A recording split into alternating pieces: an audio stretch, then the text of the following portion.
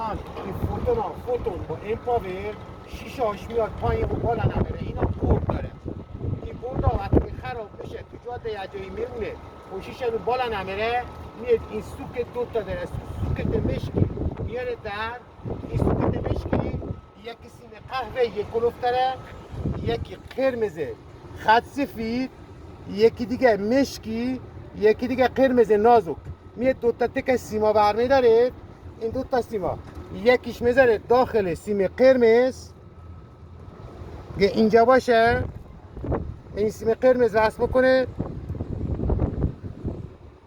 یکیش به این سیم قهوه‌ای وصل بکنه که رو به روش قهوه یک کلوف.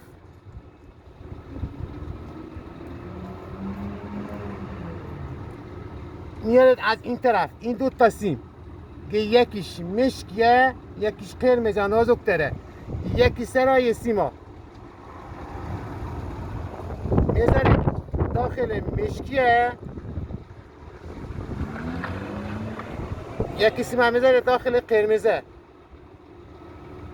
شیشه دون اگر دیدید که اومد پایین، این دو تا را برعکس میکنید. اینا میذاره داخل این اول یارا میذاره تو سیم جاش برعکس که میشه شیشه میره بالا. اینه داره شیشه میره بالا. ایول سید. قربان شما، خدا ایول دست در نکنه. راز اصل آقای راننده.